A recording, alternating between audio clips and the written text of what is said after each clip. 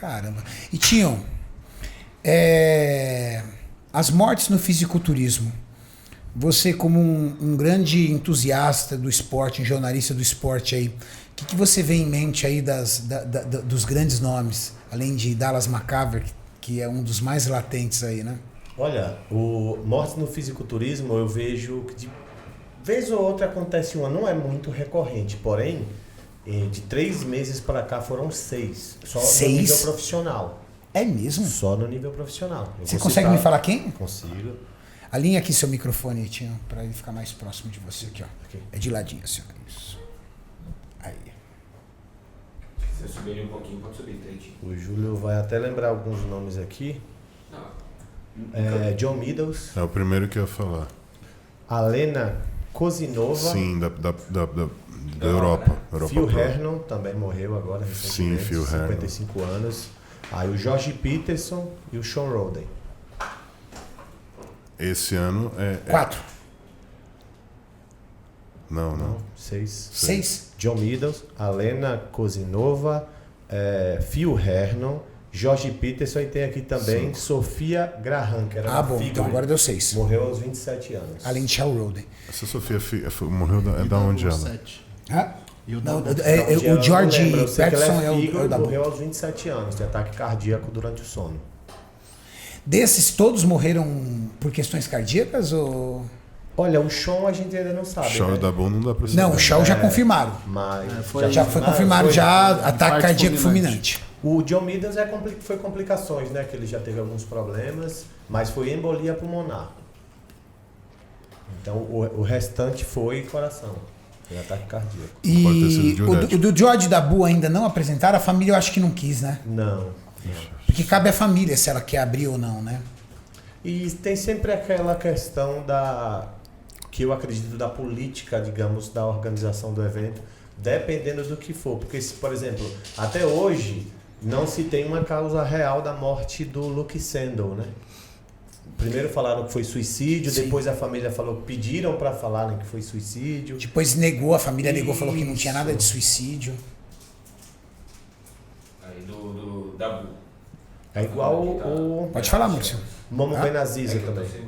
O Mas Momo, tá falando aqui no site que saiu. a mulher não tava junto, mas foi diurético. E tá Então, sendo mas- bem escondido a morte do Dabu. Dá uma lida lá pra gente. Só que não tá alinhado, Maurício, a gente não consegue ver. Traz um pouquinho mais pra cá. Você fala assim. Aí, Não, tá isso. falando que ainda tá nas sombras o motivo. Não dá pra saber. Ainda não se sabe. Será que não se sabe ou a família não abriu? Porque uma pessoa que é encontrada morta num local, essa pessoa tem que fazer uma autópsia, não tem? Já tem o resultado já. Eles não Tem abriram. resultado. Talvez faça igual o do Dallas, que demorou meses e meses, não foi para abrir o resultado. Pode ser. Cara. Doutor, nós temos 6 mortes só esse ano. Em 3 meses. Então, 3 meses, só 6 que mortes. desses aí a gente tem que citar que, né, o John Meadows já tinha sofrido um ataque cardíaco um ano anterior. Mas E eles tá no conseguiram game. se safar. Sim, entendeu? mas vamos dizer que John Meadows, um ano passado, tinha sofrido um ataque, ele tá dentro do balaio. É um atleta, Que é o que aconteceu agora com o outro. o influenciador digital Isso. lá. É aquilo que eu falei, foi complicações do que ele passou. Qual o no nome desse passado. influenciador digital mesmo? O Cali Muscle lá? Ele tem... Isso, o Cali Muscle. Eu conheço como Cali Muscle. Eu também. Coloca pra mim, por favor, ele, Maurício. O Cali Muscle é um exemplo diferente, né? Esse é o último, né, caso? Isso. O Cali Muscle, ele é um influenciador digital e atleta, não sei se ele é um atleta profissional. É ator. Mas do que eu acompanhava ele nas redes sociais, eu não sou um seguidor dele, mas dos vídeos que eu via, ele era um cara que vivia mais o lifestyle e gostava, e ele fazia uma alimentação muito pesada, essa aí né? de bar, essa aí, desce um pouco o mouse. Essa aí de calça jeans mesmo. Cara, ele... Vou falar uma coisa pra vocês. Quando eu morava nos Estados Unidos, o Cali Muscle dizia que era natural. Ele dizia que era Não, natural. ele bateu nessa tecla há muito tempo, isso é muito verdade. tempo, porque ele Natural Ele da bateu onde? nessa tecla. Eu sou natural de Santos. É, né? ele Que natural. fazia Ele é natural de calistenia, outro ele é planeta. da calistenia também. Ele é da calistenia? E daí ele falava que ele era natural porque ele ficou não sei quantos anos na cadeia e na cadeia Sim. não existe esteroides. Ele foi preso? Né? Foi. Ficou preso e foi lá que ele desenvolveu o físico dele. Sim, mas ele levava uma alimentação bem desregrada. Pelos vídeos que eu via, ele era um cara tipo de comer de tudo, comer muito lanche, essas coisas, não sei. Muito grande, né? Muito musculoso, assim, muito freak, né? Muito freak. Muito freak. Doutor, nós temos um gráfico. Júlio, passa para o Maurício, por favor. Aquele Instagram que você me mandou. Eu queria que o doutor desse uma olhada nesse gráfico juntamente com o Kaminski, para dar uma olhada. Um médico, ele teve o trabalho de fazer uma pequena estatística das mortes no fisiculturismo causa-morte. E ele foi fazendo um gráfico de pizza ali e fez isso em relação às mortes em outros esportes. E aí o que aumenta realmente no fisiculturismo são as mortes por ataque cardíaco. Até onde o hormônio esteroide está ligado ao risco cardíaco? Então, isso é um grande pântano que a gente precisa separar algumas coisas para a gente não confundir. Então, começando pelo seguinte, quando a gente precisa estabelecer uma causa, a gente não pode estar diante de 15 fatores que podem ter contribuído para aquilo. Tá?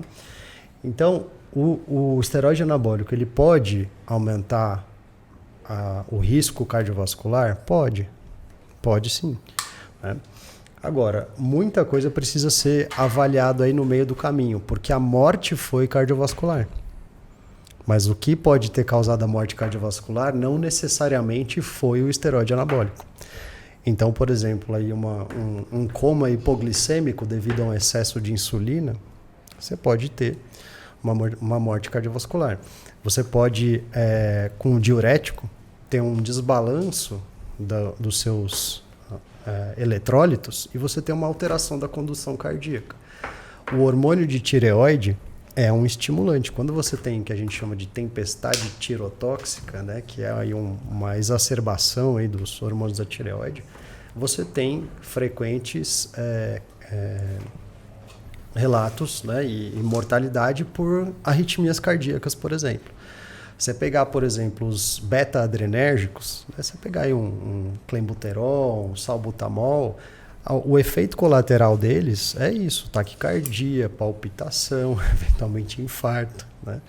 Além do que o diurético também pode, se você baixar a pressão arterial demais, você pode ter ali um espasmo coronário.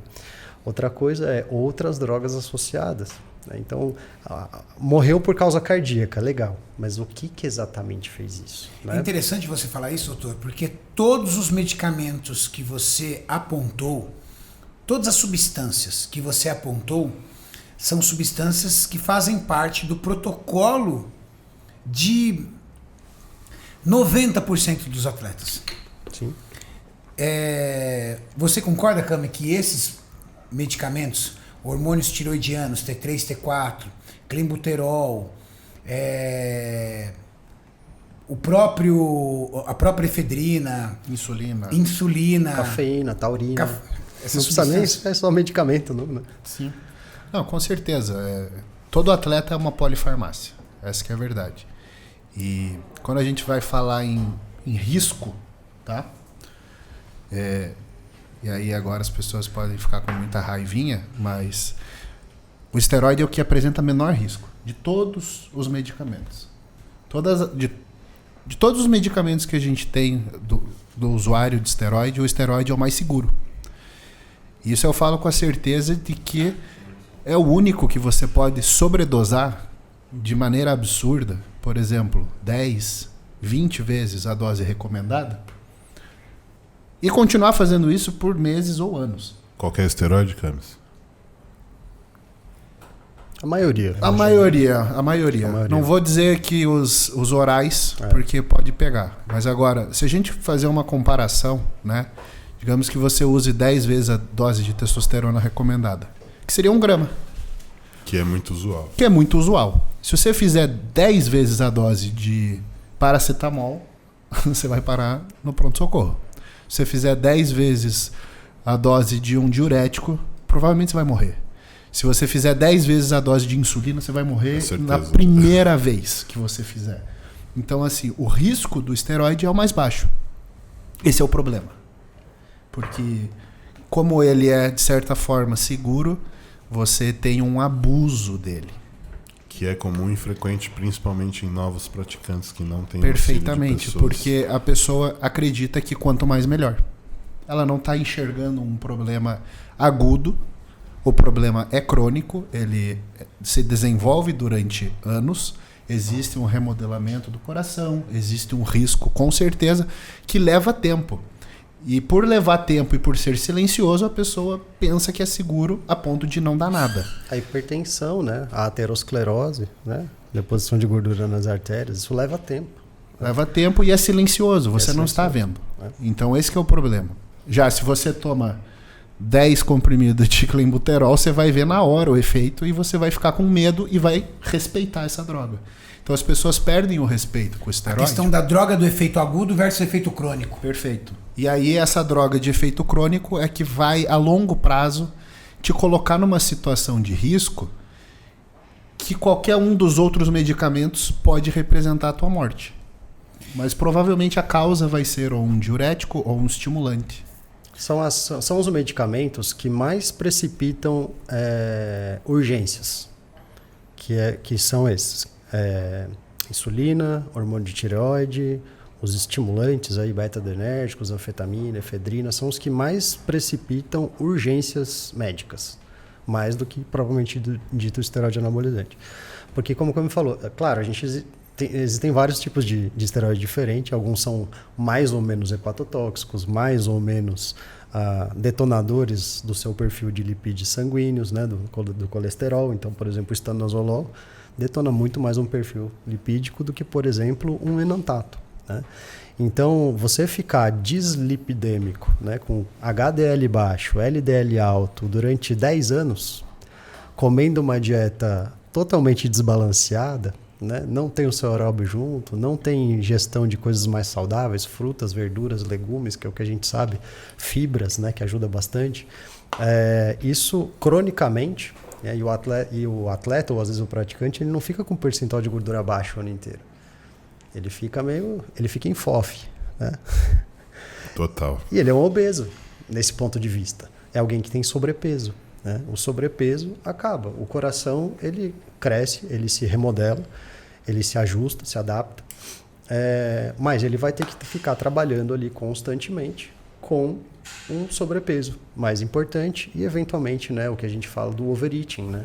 Então, ele está comendo 8 vezes ao dia e está com quantidade de carboidrato alta, por exemplo, a sua glicemia vai se manter elevada, né? Durante boa parte do seu dia. Tem gente que acorda de noite para comer também, né? Então, você tem vários fatores que podem contribuir cronicamente também. Então, por exemplo, a gente sabe que a obesidade e o sobrepeso estão relacionados à mortalidade cardiovascular. Você sabe que, por exemplo, uma dislipidemia, uma alteração do colesterol, está relacionada à mortalidade cardiovascular. Sabe que inflamação subclínica, né, que você não percebe uma inflamação, por uma dieta inadequada, falta de consumo de frutas, verduras e legumes, isso a longo prazo está relacionado à mortalidade cardiovascular. Então não é só o esteroide. Tem várias coisas contribuindo e a gente não consegue isolar. É por isso que eu falo, às vezes eu fico bravo, que eu falo, gente, tem várias coisas que vão contribuir. Né? Não é só uma. Eu não estou dizendo que não possa ser. E o Caio falou de segurança, né? E eu falo segurança, a gente sempre fala adequada segurança clínica. E não é a mesma coisa de que a ausência de possíveis efeitos colaterais. Perfeito. Porque qualquer medicamento, é só você ler a bula, né? Qualquer medicamento. Tem gente que toma dipirona e tomou dipirona uma vez na vida. Tomou e morreu. Então, pode dar efeito colateral, obviamente. Tem gente que faz a gente está falando sobre hepatite. as regras, não sobre as exceções, né, doutor? Sim.